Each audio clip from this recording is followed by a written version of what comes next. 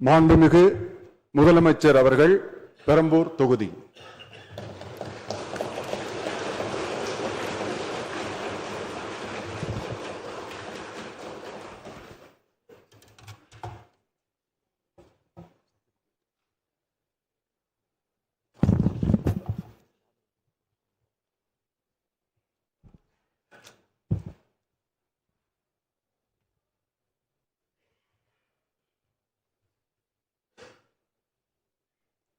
சட்டமன்ற பேரவையின் உறுப்பினராக தேர்ந்தெடுக்கப்பட்ட சி. ஜோசப் விஜய் எனும் நான் சட்ட முறைப்படி நிறுவப்பெற்றுள்ள இந்திய அரசமைப்பு சட்டத்தில் உண்மையான நம்பிக்கையும் பற்றுறுதியும் கொண்டிருப்பேன் என்றும் இந்திய நாட்டின் இறையாண்மையையும் ஒருமைப்பாட்டையும் நிலைநிறுத்துவேன் என்றும் நான் மேற்கொள்ள இருக்கும் கடமையை நேர்மையுடன் நிறைவேற்றுவேன் என்றும் உளமாற உறுதி கூறுகிறேன்.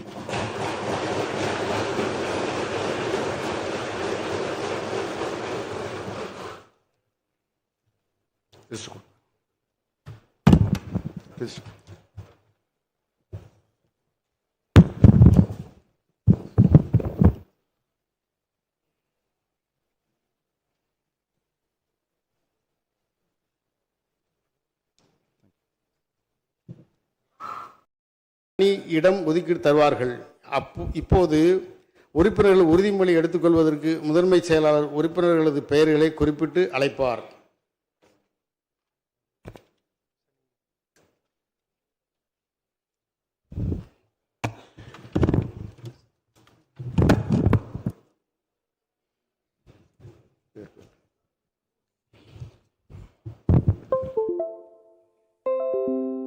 மாண்புமிகு முதலமைச்சர் அவர்கள் பெரம்பூர் தொகுதி.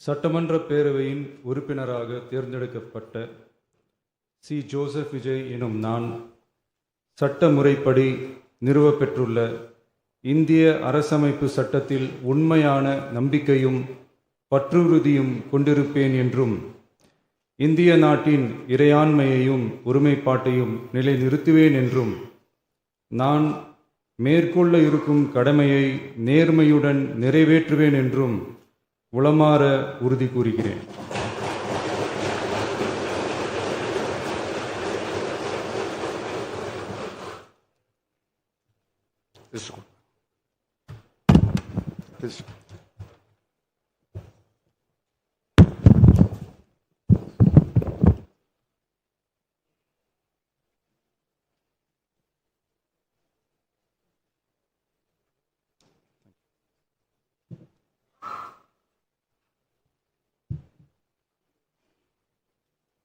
மாண்புமிகு திரு என்.